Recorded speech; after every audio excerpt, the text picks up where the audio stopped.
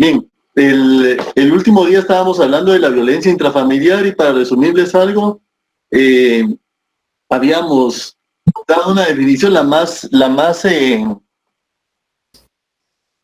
fácil de aprender, que es la que se genera dentro del seno familiar o dentro de la misma familia. Estábamos hablando de que se podía dar en varias vías, que se podía dar de padres a hijos, de padre a mamá y a hijo, de madre a papá y a hijo, o sea, y puede ser de que se den todas las vías juntas, ¿verdad? Porque hay familias que son conflictivas y que ahí sí que todos contra todos. Entonces, es importante que sepamos de que la violencia intrafamiliar es la que se genera dentro de la misma familia. Estábamos hablando entonces del maltrato infantil que se da muchas veces dentro del mismo hogar. Estábamos hablando de situaciones de varios tipos de maltrato infantil, eso ya lo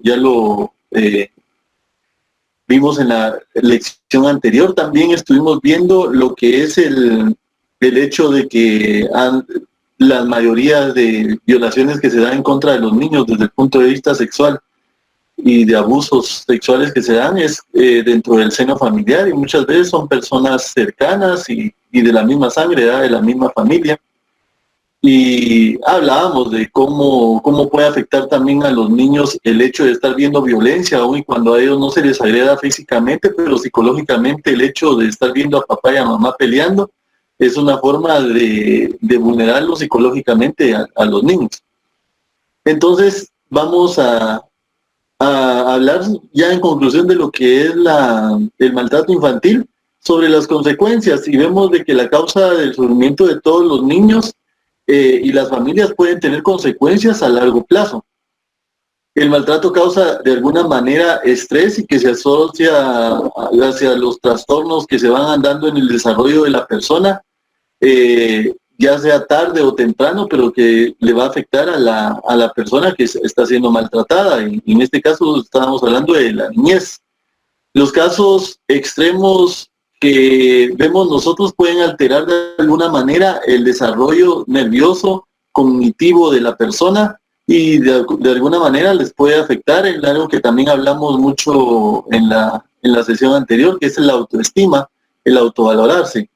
Entonces, hay actos de violencia entonces en donde se puede ser víctima y se puede ser perpetrador. Y puede haber depresión de alguna manera en contra de ambos, inclusive del mismo perpetrador, ¿verdad ustedes? Porque de alguna manera al afectar a otra persona puede afectarle también.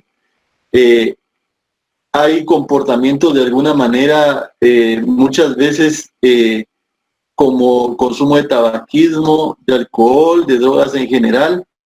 Hay comportamientos también de los niños que sufren esta violencia a futuro plazo, en donde pueden ellos también causar algún tipo de acceso sexual de alto riesgo. Pueden haber de alguna manera situaciones en las que les va afectando a largo plazo. Entonces, eso es lo que es la violencia que se da desde el punto de vista intrafamiliar y que de alguna manera afecta como maltrato infantil a la niñez y adolescencia. Habíamos hablado también sobre niñez y adolescencia en su momento. Entonces, vamos a ver nosotros, ahora vamos a entrar al tema de lo que es la violencia contra la mujer. Y fíjense ustedes de que ahí podemos hablar de varias cosas que algunas ya hemos tocado de grosso modo y que ahorita podemos ser un poquito más específicos. Ustedes saben de que la ley para erradicar el femicidio, nosotros tenemos la ley de violencia intrafamiliar, pero en el caso de algunos delitos que se dan en contra de la mujer y en contra de algunas personas y que está de alguna manera determinado en la ley, inclusive niñas, ¿verdad ustedes? En la ley para erradicar de alguna manera el femicidio, entonces vemos nosotros de que esta ley nace de alguna manera a consecuencia de una declaración en Belém do Pará, en Brasil, en donde se comprometen los estados signantes y de alguna manera también el estado de Guatemala a crear políticas y crear normativas dentro de los países para erradicar la violencia contra la mujer desde el punto de vista psicológico, desde el punto de vista sexual, desde el punto de vista de violencia de golpes. Entonces, y desde el punto de vista económico. Entonces vemos nosotros de que ese compromiso lo cumple entonces el Estado de Guatemala creando estas normativas. Pero hablando de lo que es la violencia contra la mujer, también vamos a ver en su momento que puede también causar muchos daños psicológicos. Y fíjense ustedes de que muchas veces también es situación de autoestima. La situación de autoestima también tiene mucho que ver en esa generación de violencia. Entonces, vemos de que Guatemala tiene la tercera tasa más alta de femicidio, ¿verdad? Ustedes, a nivel Latinoamérica y América en general. Doctor, disculpe que le interrumpa, solo quisiera saber cuál es la fuente de ese dato que menciona usted, que Guatemala tiene la tercera tasa más alta de femicidio. La Procuraduría de Derechos Humanos en su informe, mi hermano. Muy amable, doctor. Informes. Se lo agradezco. Una consulta. Bien. Claro. Buenas noches. Fíjese que uno de los graves errores que se dan en ese tipo de informes que presenta el Procurador de Derechos Humanos es que encasillan todo tipo de violencia o todo tipo de asesinatos contra las mujeres, lo encasillan como violencia contra la mujer, cuando muchas veces hay delincuencia común, hay otros aspectos específicos que influyen dentro de las muertes. Le pongo, por ejemplo, el caso de las niñas o de las mujeres que están metidas en maras, que resultan ser asesinadas por la misma violencia de ese tipo de grupos que se pelean entre ellos mismos, la pugna entre la Mara 18 y la Mara Salvatrucha, que matan incluso a las esposas o a las novias de cada uno de ellos, y lo encasillan también como violencia contra la mujer. Otro tema que me gustaría comentarle, perdón si me tomo tanto tiempo, yo soy psicólogo clínico y dentro de las cosas que nosotros miramos, que usted que hablaba de violencia contra la mujer, de violencia intrafamiliar y de maltrato infantil, es de que muchas veces el maltrato es una conducta aprendida, porque las personas, le pongo por ejemplo, de un padre maltratador, viene un hijo maltratador, y viene de ahí un nieto maltratador, porque desgraciadamente nosotros solo podemos copiar las mismas conductas que nosotros conocemos. Entonces, mucho de eso influye en esa misma situación con los niños. El niño que ha sido maltratado generalmente en psicología se ve como un padre que va a ser un padre maltratador. Y también en lo que es la violencia intrafamiliar, viene también de que y nosotros copiamos las mismas situaciones que vemos en el seno de nuestros hogares. Gracias, licenciado. Feliz noche. Sergio, mira, pues, en primer lugar, por lo menos, yo tampoco creo, en ningún informe creo yo al 100%, pero lo que sí yo creo es que hay una alta tasa, y sí, Guatemala es uno de los lugares más violentos en contra de la mujer. Eso sí está claro. Es un factor de machismo, y mira que, como te digo yo estoy en contra del feminismo cuando me van a despreciar como hombre. Estoy en contra del machismo cuando alguien va a despreciar a una mujer por ser mujer. Entonces eso sí lo dejo claro, pero sí, las tasas de violencia son altas, y el ejemplo que diste de lo de las pandillas, inclusive fíjate que en el caso de las mismas chicas que andan ahí metidas en ese tipo de situaciones, merecen también ser investigadas la causa del fallecimiento. No podemos asumir de que fue por guerra entre pandillas, porque muchas veces son situaciones que se dan dentro de la misma pandilla y que fingen alguna cosa para que las autoridades vayan a investigar por otro lado. Entonces, cada caso, y eso lo van a aprender ustedes como abogados, cada caso, así como en el caso tuyo, cuando llega una persona que puede tener algún tipo de situaciones que pueden parecer una cosa, pero tenés que establecer si realmente es lo mismo que otro paciente similar que tenés, ¿verdad? Porque cada caso es distinto. Lo segundo que estabas mencionando, fíjate que yo creo que no estuviste en la clase anterior, Sergio, porque en la clase anterior definitivamente no, porque sí, las personas que estuvieron, más de alguien que tome la palabra y que te pueda explicar, que en efecto hablamos eso, de que cuando a un niño se le violenta, puede que más adelante, y lo más seguro es que él vaya a ser violento, y no únicamente con su nueva familia, con la familia que él va a tener, con sus hijos, sino que también puede que sea violento con sus mismos padres. porque muchas veces los padres vienen y lo violentan a él cuando él está pequeño, pero lo que no saben es que están formando ahí sí que un arma en contra de ellos mismos, porque él mismo los va a violentar cuando ellos ya sean ancianos y la fuerza la tenga él, ¿verdad? Entonces, sí habíamos hablado desde el punto de vista psicológico que están de alguna manera alterando esta situación en contra de los niños, ¿verdad? Dentro del seno familiar. Entonces, continuando, vemos nosotros de que estamos únicamente por debajo en Latinoamérica y América en general de El Salvador y Jamaica, ¿verdad? Aunque yo siento que también a veces nos gana México, ¿verdad? Porque también tiene su alta tasa de machismo, pero como ahí se acuerdan ustedes que no es por cantidad, sino que es por población, porque si fuera por cantidad somos un país pequeño, ¿verdad? Sino que es por promedio que sacan este tipo de informes. Y yo sé, fíjate que yo no me aparto de que a veces institucionalmente alteran algunas estadísticas, yo no creo todas, pero en el caso de la violencia contra la mujer sé que sí existe en nuestro país y que es alto, que es demasiado alto. Inclusive en la clase anterior que tuvimos, que se habló de generalidades, todavía no se hablaba específicamente de niñez, mujer y así sucesivamente, vimos también el hecho de que no todos los casos se denuncian.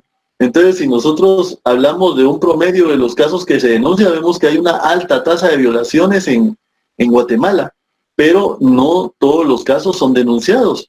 Si fueran denunciados, la tasa fuera mucho más alta, porque muchas veces a las niñas o a las adolescentes se les manipula con que voy a matar a tu papá, o que mira que esto es porque te quiero mucho, que esto es porque cuando se aprovechan de la fe y de la religión, ¿verdad? Esto es porque así entras al cielo, cosas así, o sea, personas que utilizan de mala forma lo que es algo bueno, que es la religión y la fe, pero que son las personas las que fallan, ¿verdad? Ustedes no las religiones o la creencia que uno tenga en un Dios, ¿verdad? Entonces, vemos nosotros de que todas estas situaciones dan la pauta de que muchos niños vengan y crean eso, o niñas y niños, y no denuncien, ¿verdad? Entonces, el hecho también de que hay mujeres que de alguna manera les han enseñado en su hogar situaciones violentas. Entonces, fíjense ustedes de que la violencia contra la mujer se manifiesta de varias formas, y los niveles de violencia son de alguna manera preocupantes, y de alguna manera vemos nosotros de que no se logra de alguna forma abarcar por parte del Estado la protección a las féminas. Ayudó mucho la ley de femicidio, como les digo, se presentaron varios recursos de inconstitucionalidad porque se presentó de que violaba el derecho de igualdad, al haber una ley de femicidio que de alguna manera atentaba contra la protección hacia el hombre ante las mismas situaciones. Pero, como les digo, en el caso ahí es donde tenemos que aprender a ver a los derechos humanos, en donde tratan de buscar de alguna manera que haya una equiparación y que se trate de eliminar cualquier tipo de violencia, ¿verdad? No una equiparación para que sean violentos todos, sino que para eliminar este tipo de situaciones. Y los grupos vulnerables, entre otros, está las mujeres, ¿verdad? Ustedes, y ya hablamos de la niñez y todo, pero ahorita estamos hablando de las mujeres. Entonces, vemos de que la ley contra el femicidio y otras formas de violencia contra la mujer es una forma de proteger, ¿verdad? Por medio de una ley a las mujeres. Aquí hago una pauta porque yo estoy formando a buenos profesionales del derecho. Fíjense ustedes de que hay malos profesionales del derecho que vienen y tal vez no hay violencia y le dicen a la mujer, mira, inventate tal cosa, así perjudicas a tu marido.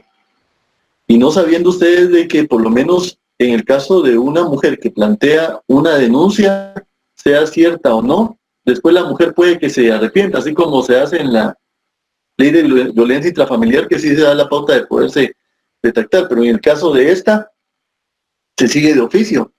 Entonces ustedes vienen y por lo menos presentan una denuncia en contra del esposo o de alguna persona que de alguna manera ejerce algún tipo de fuerza y violencia y que está encuadrada dentro de la ley de femicidio, porque si ustedes la leen se van a dar cuenta que no a todos se les aplica, y presentan esa denuncia, van a darse cuenta de que ya no se pueden hacer para atrás, porque si dicen, miren, yo desisto, fíjense que fue mentira, él no me violentaba, y se sigue de oficio porque muchas veces la mujer era amenazada por el esposo,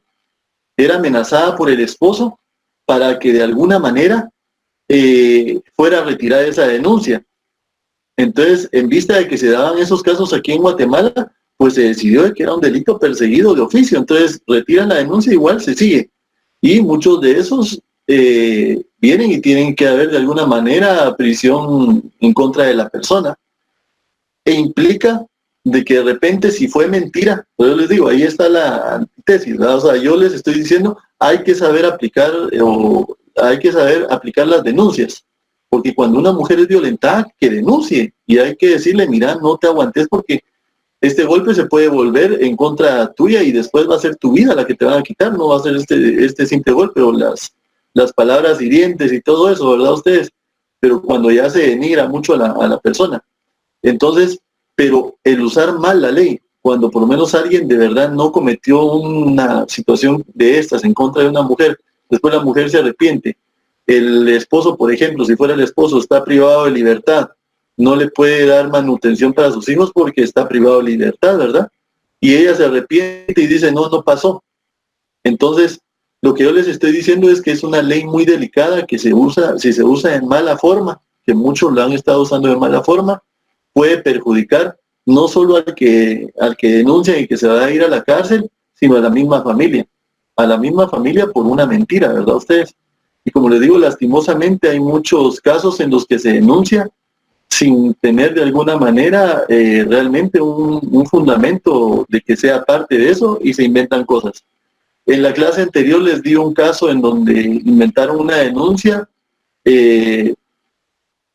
diciendo de que había violencia sexual en contra de una niña, pero no se los voy a repetir porque sería injusto para los que estuvieron, ¿verdad? Entonces, también hay denuncias que no son denuncias verdaderas, o sea, son denuncias falsas que se plantean aprovechándose de que existe una ley de femicidio. Entonces, no debemos de hacer eso porque es la mala utilización.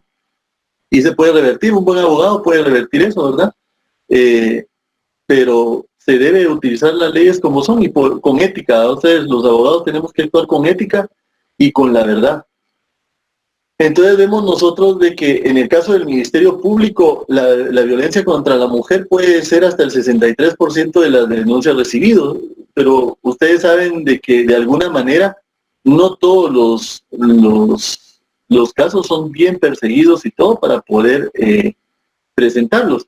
Y yo les voy a comentar algo. Fíjense que en el caso, les puedo hablar de este caso porque no les voy a decir nombres, pero yo trabajé en otra facultad también dando clases y había alguien que daba clases ahí, ¿verdad? Y que era una persona que por lo menos a mí en lo personal no me agradaba porque era una persona que nosotros los abogados, ustedes saben que somos sociales y como todos platicamos. Pero en el caso de esta persona se notaba que odiaba al mundo. O sea, él andaba en sus rollos y si podía buscar problemas con alguien, pero a la hora de los golpes sí no se animaba, ¿verdad? Pero a su mujer sí la violentaba. Entonces, el problema se dio de la siguiente forma. La mujer nunca había denunciado aquí en Guatemala, pero un día él tuvo un congreso en su especialidad, ¿verdad? En su área, que no es abogado, en Costa Rica. Y en Costa Rica, él golpeó a su mujer porque se la llevó con él. Él la golpeó y los vecinos del hotel, o sea, de la habitación, pusieron la denuncia inmediatamente que ahí estaban golpeando a una dama, llegaron y todo, y de alguna manera sí fue trasladado y todo, pero se desvirtuó, ella dijo no es cierto, y la cosa es que se vinieron para Guatemala. Posteriormente ya se dio una situación bien grave porque a los hijos de él, por eso les digo, por lo menos a los hijos él tenía 2 hijos y a ninguno de sus 2 hijos dice que le pegaba. A ellos no les pegaba. Era la esposa la que le pegaba, y ese caso, fíjense ustedes, de que hasta fue público, pero a la mujer de alguna manera la obligaba a que, si a él no le gustaba la comida, le tiraba la comida en el suelo y la obligaba a que se hincara a comerse la comida en el suelo, entre otros castigos, ¿verdad ustedes? De alguna manera dice que también le introducía cosas en ciertas partes íntimas del cuerpo o sea, como tortura, como forma de denigrarla. Le escupía la comida y ella se tenía que comer la comida así. O sea, son cosas que sí pasaron aquí y que es un proceso que todavía está en tribunales porque se han planteado varios recursos y todo, pero que vemos nosotros de que ella no denunciaba. Ella denunció y se enteró, ahí sí que fue de alguna manera el dominio público, esto que les estoy comentando, porque en algún momento el hijo se sintió desesperado de ver lo que le estaba pasando a la mamá y dice que se escapó de su casa y se tiró hacia la casa de un vecino y pidió ayuda. Y les dijo de que estaba viviendo eso y que estaba pasando eso, y cuando la mamá vio de que al niño le había afectado, que ya era un adolescente cuando hizo eso, ¿verdad? Se animó a decirlo, se animó a decirle a las autoridades qué era lo que pasaba y cómo la sodomizaba y cómo le hacía un montón de situaciones que no debía. Entonces, pero fíjense que irónicamente después, ella vino y retiró la denuncia. Cuando la credibilidad es de que el niño o el adolescente, perdón, salió a decir directamente lo que había pasado, que ella lo confirmó, pero después ella, al ser la víctima, lo retiró. Entonces, de alguna manera es una situación en donde vemos nosotros de que esa es la razón de ser de esta ley, en la que se tiene que seguir de oficio, porque si fuera así de fácil, eso queda impune, ¿verdad? Ustedes, si esta persona sigue haciendo de las suyas, inclusive tenía problemas en el caso de donde daba clases con estudiantes a las que las trataba de forma mal, ¿verdad? No era una situación, a ella no las acosaba desde el punto de vista sexual, sino que las hacía como de menos, las hacía sentir así como que no valían nada porque eran mujeres, que en su facultad deberían de haber solo hombres, ¿verdad? Entonces, para que vean ustedes cómo es esta situación, va más allá, y eso le consta a mi amigo Sergio, que muchas veces se aprovechan, por lo menos está lo del síndrome de Estocolmo, ¿verdad? Donde por lo menos la víctima hasta llega a sentirse atraído o aceptar las situaciones que hace el victimario. En el caso de ella tenía parte de ese síndrome, pero también el miedo y una situación en donde ella de alguna manera se adaptó y que pensaba de que era algo normal, era una situación normal la que estaba viviendo, y no lo era, y estaba afectando también a sus hijos, o sea, se estaba afectando ella y se estaba afectando a los hijos, y como les digo, en su momento ella retiró la denuncia, porque pusieron medidas en contra de él, porque él empezó a presionar con la situación económica, pero la situación económica se podía dilucidar en otro juzgado y se le podía de alguna manera embargar sus cuentas o hacer de alguna manera que de los salarios que estaba recibiendo, porque no solo en la universidad lo recibía, él pagara, ¿verdad? Entonces son casos concretos donde no se puede hablar con nombres, ¿verdad? Ustedes, pero se puede dar de alguna manera el ejemplo. Entonces vemos nosotros de que de alguna manera se ven varios tipos de agresión que llegan al Ministerio Público y se tienen que encuadrar cada una entre las conductas que se tienen que dar. Como les digo, en el caso de la ley de femicidio, ya se da la violencia económica. Esa violencia económica no se conocía hasta antes de la ley de femicidio, que es cuando se utiliza de mala forma los bienes de la mujer, ¿verdad? Y se puede dejar hasta en la quiebra, en la ruina de la persona, y la persona lo hizo sin de alguna manera la anuencia de la fémina y afectando los intereses de ella o bajo amenazas, ¿verdad? Cuando sí hay anuencia, pero que está bajo amenazas, y que ahí hay concursos de delitos, porque si hay amenazas puede haber violencia psicológica, puede haber violencia física y así sucesivamente. Entonces vemos de que cada uno de estos factores se tienen que encuadrar entre una conducta que se tiene que tipificar. Ahorita ustedes están ya en lo que es el derecho penal, ya están estudiando derecho penal y saben ustedes que cada una de las conductas, según sea el caso, se tienen que encuadrar. En el caso que yo les acabo de mencionar a ustedes, había violencia física, violencia psicológica, no había violencia económica porque realmente el que poseía todos los bienes económicos y por eso creía que podía denigrar a la esposa era él.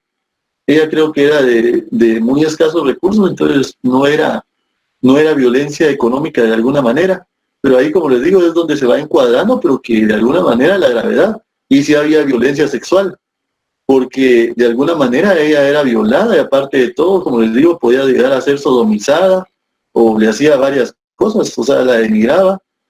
Entonces son situaciones que se van dando. Y vean, de una vez les voy a dar otro ejemplo. Yo creo que voy a aprovechar para darles en estos días también unas diapositivas que siempre les doy yo, en donde vemos de que hay bastantes autores que históricamente han utilizado cómo es que se valora a la mujer. Algunos autores muy conocidos nuestros, ¿verdad? Como Aristóteles, en donde vamos a ver nosotros de que veía a la mujer como un error. Y Aristóteles nosotros lo estudiamos en todas las profesiones. Sergio lo estudió en psicología, Sergio lo está estudiando también en Derecho en alguna de las clases, nosotros todos lo estudiamos en Derecho. En el caso de los que estudian ingeniería lo estudian ahí, en el caso de cada una de las profesiones, los médicos lo estudian también ahí. O sea, como era un filósofo y tenía mucho conocimiento, muchas de las situaciones que planteó Platón se pudieron comprobar, otras no, ¿verdad? Otras tienen sus contratesis y se planteó de que no, y esta es una de las que no, en donde prácticamente ponen a la mujer como un ser humano de segunda categoría. Entonces, toda esta situación que se viene dando históricamente, y cuando veamos nosotros esa clase que les quiero dar, que va a ser especial, se van a dar cuenta ustedes de que hay algo muy importante, que muchas de esas cosas las seguimos viviendo en nuestro país. Les voy a comentar otro ejemplo. Fíjense ustedes de que ahora ya vieron de que estoy usando la dinámica de ejemplos también para que pongamos atención, porque igual ustedes cuando lleguen a su bufete jurídico les van a llegar a presentar casos. Y ustedes van a encuadrar y tipificar la situación de qué es lo que se tiene que hacer, pero eso sí, siempre con la verdad. Eso sí se los recomiendo. Entonces, en el caso de este ejemplo que les voy a dar, fíjense ustedes de que como estudiante, yo estaba haciendo mis pasantías en uno de los bufetes populares. Teníamos una extensión en La Verbena. Ahí, yo no sé si alguien es de La Verbena, pero ahí enfrente del cementerio hay una organización de mujeres que tienen una propiedad muy bonita, en donde nos dieron el espacio para poner un bufete popular que ahora ya no existe. En algún momento, hace como 3 decanaturas quitaron eso y era una proyección social, fíjense ustedes, porque aprendían ustedes y ayudaban a la gente. O sea, pero quitaron las extensiones de ahí, del Milagro, que la del Milagro, les cuento que en el caso de su servidor y otros 2 compañeros logramos convencer a los de ACOBA, que así se llama la organización de ahí del Milagro, para que nos dieran un espacio. Ahí daban de todo, miren ustedes, teléfono, impresora, pero nosotros pedimos de que no dieran teléfono porque podían hacer mal uso los compañeros que llegaran allá, y que podía salir una cuenta que nosotros no queríamos estar entre dichos como estudiantes y como universidad, ¿no? Entonces nos daban todo, miren ustedes, nos equiparon y lastimosamente lo quitaron, pero como les digo, no fue la autoridad pasada ni fue ahorita, sino que fue hace como unas 3 decanaturas más o menos. Entonces vemos nosotros que de alguna manera ahí en este lugar, como les digo, nosotros presentamos ayuda, pero había un compañero.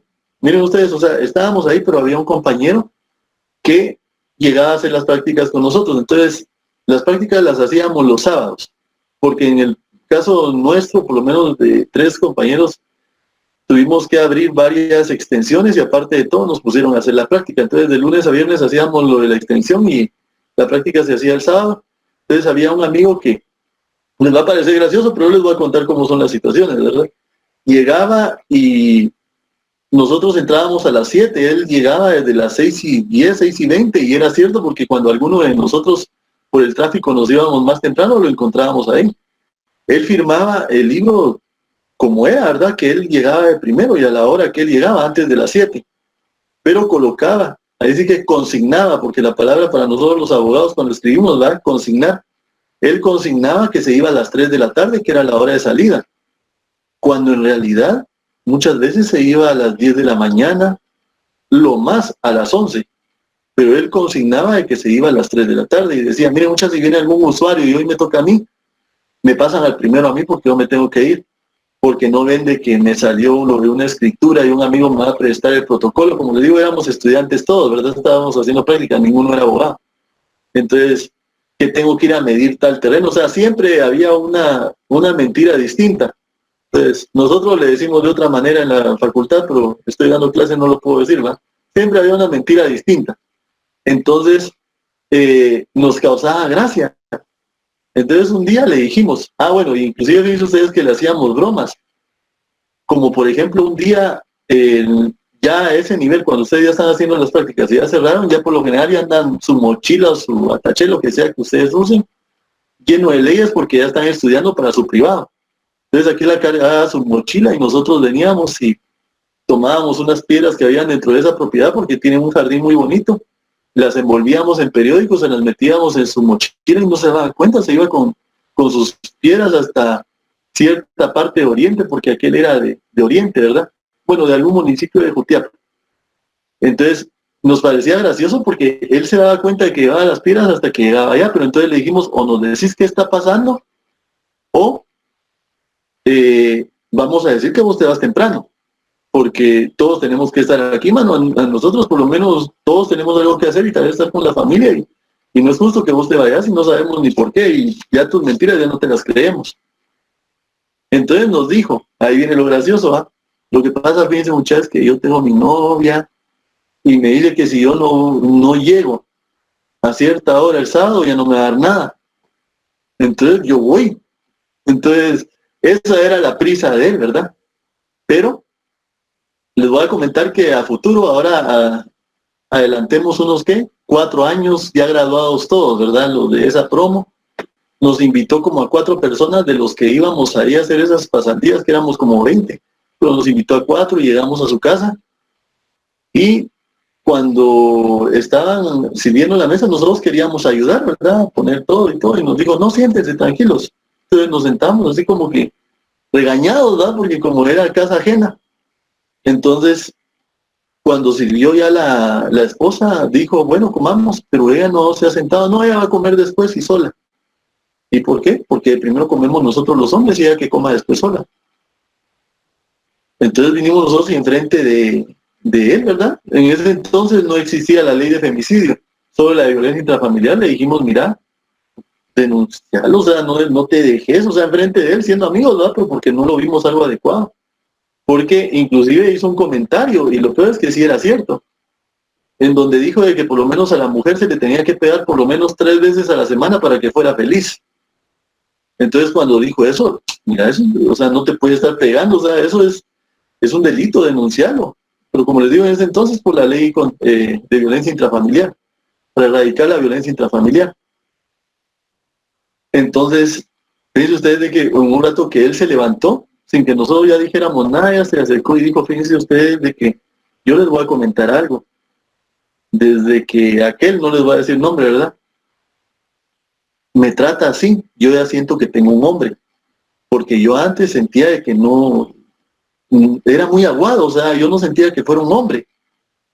Él no era una persona que, porque como les digo, cuando era estudiante, él venía y hacía todo lo que ella decía, lo tenía de alguna manera solapado. Solo cuando él vino y reaccionó y le empezó a agredir físicamente y psicológicamente, ella empezó a sentir de que tenía un hombre de verdad. Y se sentía así como identificada con un hombre de verdad. Entonces, ¿qué está sucediendo ahora? Que por lo menos ellos tienen hijos, ¿verdad? ¿Qué creen que van a aprender los hijos, los varones? Que tienen que ser así con las niñas porque son hombres de verdad. Y prácticamente están condenando de plano a sus hijos a que con estas leyes que ahora son más drásticas, porque ella jamás va a denunciar, pero con estas leyes drásticas, si ellos encuentran de alguna manera una mujer con la que se van a casar a futuro, los va a denunciar y los están condenando a la cárcel, ¿verdad? Y otra cosa, vemos una situación en donde yo no sé qué dirán mis amigos los psicólogos, porque les aseguro que no solo Sergio es psicólogo, porque hay muchos psicólogos en derecho. Y es muy bueno porque hay que ser tener bastante expertise de psicólogo para también actuar en muchos casos. Pero para mí tuvo mucho que ver la crianza que a ella le dieron, porque de alguna manera hasta mi cuate, mi amigo, pues me comentó de que el papá, la mamá de ella, la tenía dominada y que ahí se hacía lo que el don quería.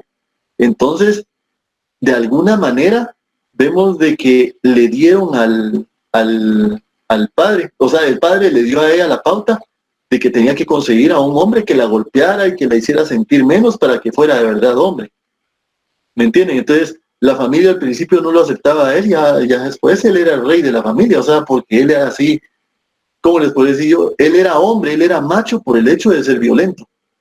Entonces, pero son situaciones ustedes que se dan mucho en algunos sectores de nuestro país, de alguna manera distinta, pero que también se da, y por qué no decirlo, también en algunas poblaciones de Occidente se da ese tipo de violencia y que se toma como algo normal, y que se toma de alguna manera donde vemos de que la mujer lo quiere, lo acepta, y en ningún momento yo les voy a decir, miren ustedes, entonces ella, qué bueno que ella sea feliz ahí, aplaudámosle. No, eso da a entender de que como sociedad tenemos que cambiar un montón de situaciones, y se tienen que cambiar desde la formación de los niños, porque, como les digo, no tiene nada de lógica, y les aseguro de que, no sé, me atrevo a decirle que espero yo que el 100% de damas que están oyendo esta historia lo digan que no es lo adecuado, pues. Algunos veo yo hacia lo lejos que dice lamentablemente, ¿verdad? Pero como la computadora la mantengo siempre así, algo lejos para que se pueda ver mejor la imagen, no puedo leer todos los textos, ¿verdad? Entonces, no podemos aceptar como sociedad que se vulnere de alguna manera los derechos de las personas de esa forma. Y como les digo, en su momento a mí me consta que aquel hacía todo lo que ella le decía, pero ninguno de los dos extremos era bueno, ni la situación en la cómo lo trataban a aquel y lo manipulaban, y mucho menos la otra situación que se dio después, ¿verdad? El otro extremo de que se volviera violento, y que, como les digo, en su momento hasta ella misma nos lo dijo, y así con una sinceridad bárbara, para decirnos, miren, es que ahora sí ya siento que tengo un hombre en casa, antes no. Yo decía antes, o sea, lo quiero, me gusta, me agrada, me atrae, pero lo que no me gusta es que no es un hombre. O sea, pero ¿cómo miden la hombría entonces? Entre más violentos sos. Entonces, no les estoy diciendo yo de que todos en el departamento que mencioné, porque no mencioné el municipio específico, sea así, porque no es cierto. Yo conozco muchos amigos que no son así, y me consta, y que saben amar a su familia y que saben tratarla sin violencia alguna, pero que sí se puede dar de alguna manera situaciones en donde depende de la familia en la que haya uno crecido, le enseñan a uno a hacer de esa forma. Entonces, en Guatemala por lo menos vemos bastante índice de muerte contra las mujeres, ¿no? Ustedes vemos de que algunas de ellas, tal vez viene ahí el ejemplo de Sergio, han sido descuartizadas. Y vean, yo les voy a comentar algo, y lo digo con mucho orgullo, porque también cuando hablemos del tema laboral, muchos de ustedes han pasado esto. Yo crecí en una colonia popular, entonces cuando yo presentaba mi currículum, la dirección de donde yo crecí,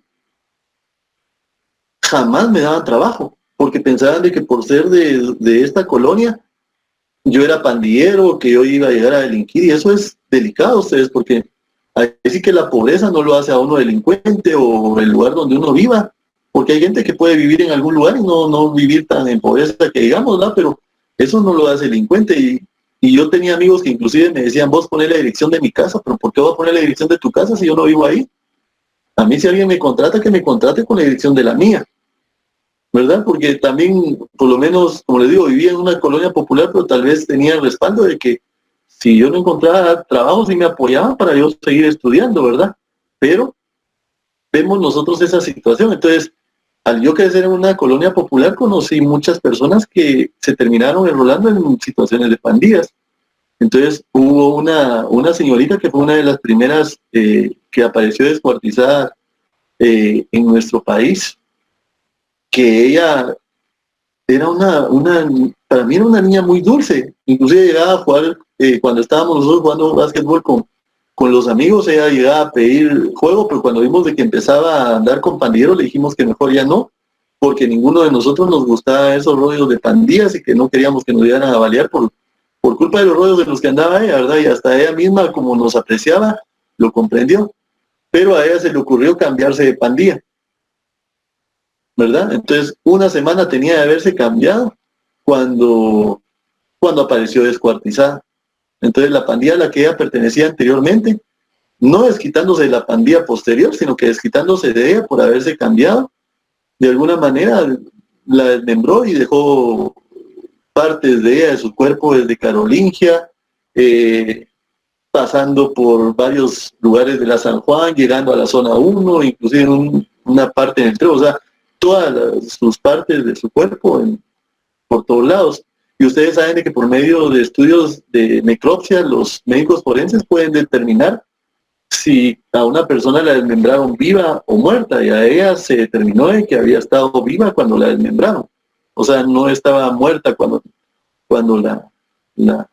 la hicieron pedazos, ¿no? Ustedes.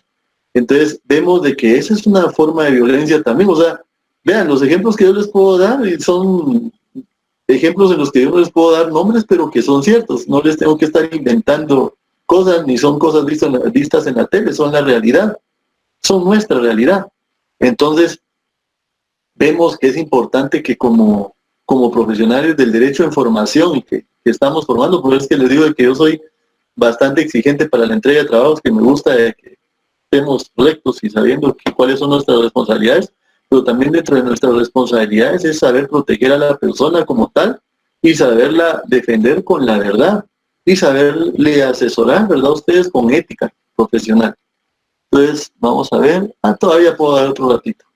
Entonces, en el caso del INASIF, se ha dado de alguna manera informes, ¿verdad? Y que también está dentro de los informes de la PDH, donde la mayoría de violencia que se da contra la mujer ha sido por arma de fuego, o sea, de muerte, ¿verdad? Y ahí es donde entra la situación que dice Sergio, que es cierto, algunos puede ser por violencia así, por asalto y situaciones así, pueden ser genéricas. No toda va a ser violencia intrafamiliar, pero hablando de forma general, ¿verdad?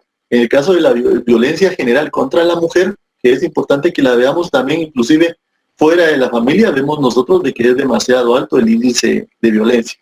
Entonces, vemos de que también hay por medio de armas blancas, lo que les había dicho a ustedes, que llega al extremo de que muchas de esas personas han sido desmembradas previamente a ser violadas, a ser torturadas, a ser maltratadas, y que de alguna manera causan de alguna forma el menosprecio. Yo a ustedes ya les había recomendado ver el reportaje que se llama Paraíso de Asesinos. ¿Ya la vieron? ¿Alguien ya la vio? De la BBC de Londres. Alguien que ya la haya visto y no le voy a preguntar. Alguien que lo haya visto. Sergio, ¿ya lo viste? Yo sí ya la vi. Ah, ¿ya la vieron? Yo sí ya la vi. ¿Y qué opinan? Estoy hablando yo mentiras de cuando, ¿se acuerdan ustedes que les dije que prácticamente si alguien andaba con un tatuaje, si alguien andaba con las uñas pintadas, ya la categorizaban como prostituta? ¿Cuándo se ha visto eso, verdad ustedes? Yo les voy a decir algo, en el caso mío personal, a mí no me gustan los tatuajes. Puedo decirles hasta detesto los tatuajes para mí, pero que alguien se los ponga, eso es muy su vida, son mis cuates y yo ni los critico ni nada, o sea, cada quien hace con su cuerpo lo que quiera, ¿eh? Pero tampoco voy a decir, este es marero porque anda un tatuaje, esta es prostituta porque anda un tatuaje, porque muchos que pueden tener un tatuaje, puede ser que les guste alguna banda de rock, ¿verdad ustedes? O alguna chica puede que les guste tener una florecita o algo así, entonces son situaciones en donde, y tenemos que tener cuidado con eso, miren, y también con el ejemplo que dio Sergio, tenemos que tener cuidado con eso porque el ente investigador tiene que investigar cualquier tipo de delito que haya, sea contra quien sea, porque así sea contra una prostituta. ¿Ustedes creen que porque es prostituta no es necesario conseguir a quién fue el que la mató, por ejemplo, el que la cometió el homicidio o el asesinato, según haya sido el caso? Como digo, hay que saber en qué se tipifica, ¿verdad? Pero ¿será que porque es prostituta no tiene el derecho humano a que nuestro Estado venga y averigüe quién fue y que se le aplique la normativa y que de alguna manera se aplique todo el rigor de la ley contra la persona. ¿Será que porque una persona también es delincuente, bueno, como murió un delincuente, no lo investiguemos mucho? O sea, pues si se aplicara la ley y se viera todos los delitos como importantes, hubiera menos violencia, porque por eso es que a veces se fingen algunos delitos que no son. Entonces, en el caso del reportaje que les dije yo a ustedes y que ya vio Sergio y la compañerita y algunos más que pusieron ahí yo y ustedes lo leyeron en el chat, se van a dar cuenta de que hay mucho desprecio hacia la mujer.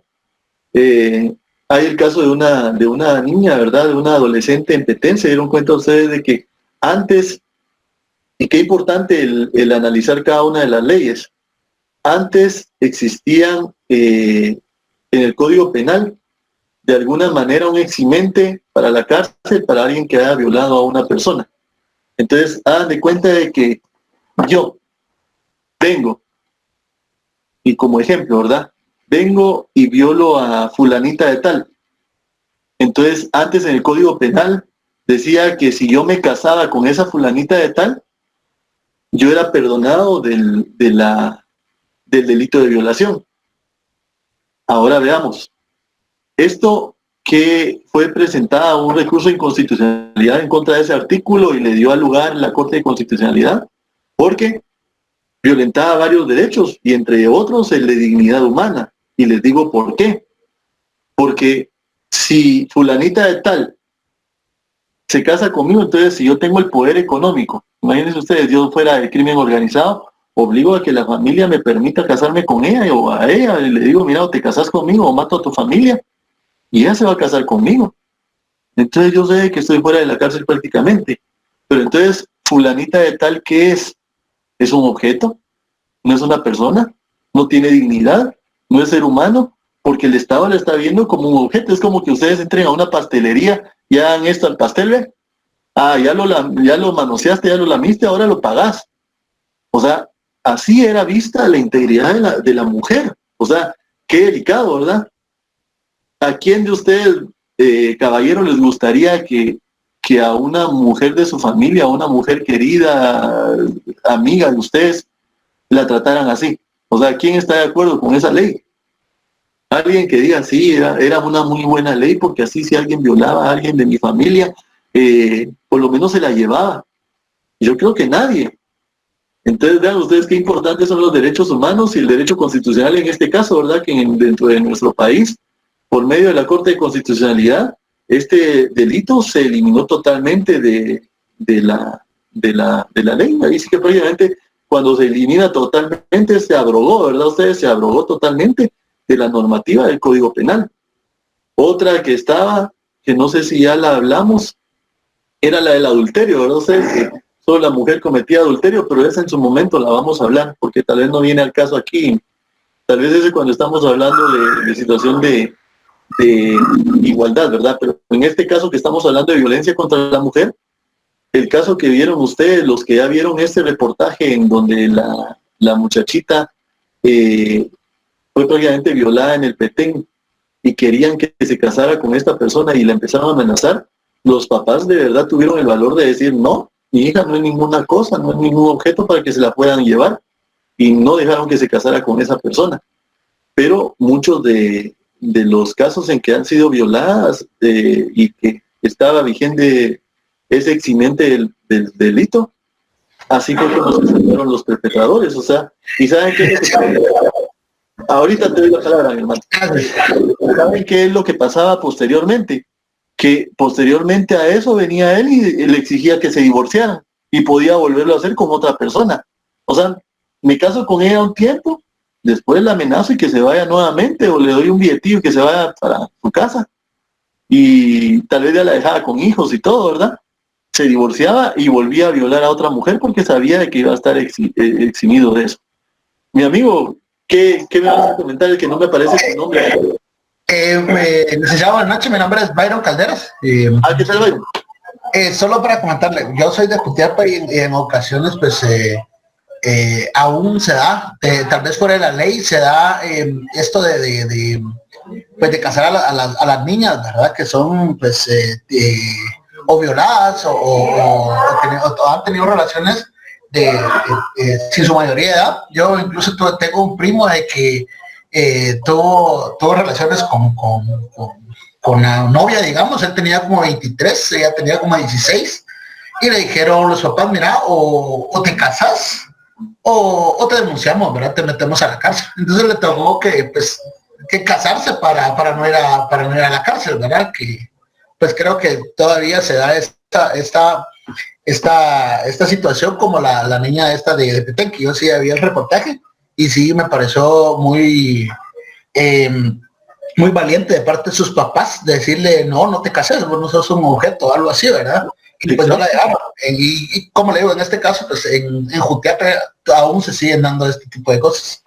Ya vieron que por eso es que ahora las leyes son más restringidas, inclusive para darle el permiso a alguien para casarse siendo menor de edad.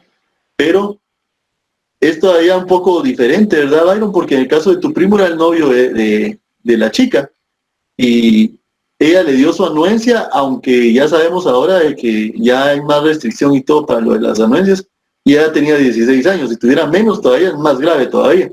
Entonces, pero no es lo mismo que lo que pasó en Petén, porque en Petén el que la violó no era nada de ella, o sea, solo la controló y la chica le pareció bonita e hizo lo que quiso con ella, ¿verdad? Y así sucesivamente. Ustedes, me gustaría, como les digo, que los que no lo han visto bajen el video, y que los compañeros que ya lo vieron pueden decirles en el chat que ustedes tengan aparte si es buena o no es buena para analizar, porque a nadie de nosotros nos va a gustar ese tipo de violencia, pero sí es buena para analizar porque son situaciones que se dan en nuestro país, y es donde nosotros comprendemos por qué tenemos que buscar la protección hacia los grupos vulnerables, o sea, hacia los grupos que están siendo de alguna manera violentados con más frecuencia, y en este caso las mujeres. Entonces, aunque ustedes no lo crean, pero bueno, también está lo de la trata de personas, pero en el caso de la trata de personas, ven ustedes de que es un ámbito que se da mucho en nuestro país. Entonces, se ejerce violencia contra las mujeres, y se da desde niñas, adolescentes y jóvenes, y también ya adultas cuando se habla de mujeres en general, ¿va? En el caso de Guatemala, se adhirió en el 2003 y ratificó el protocolo de Palermo, y así se adhirió en 2003 y lo ratificó en 2004. Entonces, si se hicieron cambios en el Código Penal, específicamente en el artículo 194, para de alguna manera armonizarlo con este protocolo, y en el sentido de no considerar el tema solo para las mujeres extranjeras y víctimas de explotación sexual, sino que para incluir a todas las modalidades de trata de personas, porque hasta antes de que Guatemala se adhiriera a este protocolo tenían que ser extranjeras. Entonces decían, sí, es que ellas sufren trata de personas porque la trajeron de El Salvador y la prostituyen aquí.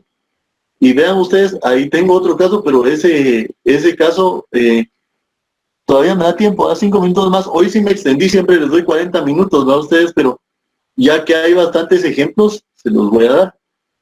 En el colegio donde estudiaba, tenía yo un amigo, pero este amigo jamás nos invitaba a su casa. Yo los invitaba, pero nunca querían ir, porque como les digo, yo vivía en una colonia popular, entonces todos mis amigos le tenían miedo a ir a la colonia donde yo vivía. Entonces, la situación es que uno de los amigos era el único que nunca decía, yo los invito mucho, vayan a la casa. Entonces vos dices, ¿por qué no nunca nos dice vamos a la casa? No, es que a él le da pena porque la mamá de él tiene varios prostíbulos por donde ellos viven. Entonces, ahí donde él vive, a cada rato llegan y que a traer cervezas, que a decirles de que necesitan más dinero para tal cosa, o a entregar dinero que va entrando para que lo guarden ahí. Entonces, a él le da pena que nosotros como amigos veamos ese movimiento. O sea, y eso nos lo contó un amigo que había estudiado con él desde párvulos y que habían crecido juntos, ¿no? Bueno, entonces no lo molestamos. Y desde un día se agarró confianza, y a que le dijo que ya nos había dicho cómo estaba la situación, y nos comentó. Y vean ustedes qué lamentable, y se lo estoy diciendo yo me enteré de eso cuando yo estaba en el colegio, que supuestamente muchas veces engañan a las personas. Oigan ustedes cómo se da este tipo de tráfico de personas también, en donde se da la trata de personas y explotación sexual, que el caso concreto que me contó es de una persona y me dijo, yo no me siento orgulloso, yo quiero que quiten eso, y de hecho creo que lo logró porque ya cuando falleció la mamá, él se encargó de que quitaran todo eso, ya él se dedicó a su área que le gustó mucho la tecnología, él se fue por el área de la ingeniería y es muy inteligente en eso. Entonces, lo que hacen es lo siguiente, me dice, van a alguna aldeita de allá de El Salvador y le ofrecen a alguna persona que no tenga muchos recursos un préstamo. En El Salvador ahora se ven los dólares, pero antes era colones, ¿no? Ustedes cuando él me lo contó era en colones. Entonces, hagan de cuenta que fuera ahorita, llegan y le dicen, mira, necesitas para tu cultivo y todo, nosotros te podemos prestar ahí unos tus $200. Pero $200 ustedes saben que es para un campesino, ¿verdad? Es demasiado dinero. Y te vamos a cobrar una tasa de interés del tanto por ciento, 5% mensual, por ejemplo, para sonar así buena gente. Pero donde ya ellos no se daban abasto para poder pagar, le engañaban a los papás y les decían, mira, no tengas pena, porque como desde el principio habían actuado como buenas personas, mira pues, tu muchachita que ya tiene 14 o 15 años, dánosla, porque allá tenemos una familia que tiene mucho dinero y que la va a poner a estudiar, y que ella de alguna manera, ella nos va a estar pagando y todo, y cuando ella ya termine de pagar, te la traemos de regreso, ¿verdad? El dinero que te prestamos y los intereses. Ya estando en Guatemala, las muchachitas eran abusadas sexualmente por el traficante, o sea, el que llegaba a vender prácticamente a vender a la muchachita al bar. Entonces la abusaban y le decían, mira, tu papá y tu mamá sabían que vos a prostituirte venías, entonces tenés que hacerlo, porque si no, se mueren todos y tus hermanitos pequeños son los primeros. Entonces lo tenés que hacer. Ahí es donde las meten a drogadicción, o sea, alcoholismo, drogas, y donde por lo menos ya la mujer de alguna manera se autovaloren menos y ya no le va importando, ya lo ven hasta de forma normal. Ya cuando por lo menos la chica tal vez ya no atrae mucho a personas hacia esos lugares, la hacen a un lado y a ella sigue con eso porque ya se acostumbró a que eso es de una forma normal, pero la forma en la que es sacada es con engaños y de alguna manera son violencia y es un tráfico de personas que se da. Miren, es la esclavitud moderna. O sea que nosotros no podemos decir ya se erradicó la esclavitud, porque si se dan cuenta es vender personas. Entonces, todo esto es lo importante para que sepamos nosotros de que hay varios ámbitos de violencia. Miren ustedes todos los casos que les conté ahorita, y hay un montón más, pero no les puedo contar tanto, ¿verdad? Entonces ahí vimos varios tipos de casos. Hablamos ahí sí que de casos de violencia en donde desmembraron a alguien, vimos de violencia psicológica y física, y en este caso de violencia sexual. Entonces es importante que lo veamos nosotros como una situación bien delicada, y que sí tenemos que, de alguna manera, como profesionales, cada quien en nuestra área, y si tenemos más áreas que sea la del derecho aparte de esa, que también si podemos aportar algo para erradicar este tipo de situaciones, hacerlo. Bien, mis amigas y amigos, ya vieron hoy sí un montón de ejemplos y no avanzamos mucho, pero igual ustedes no tengan pena que vamos a seguir avanzando y vamos a abarcar todo el contenido.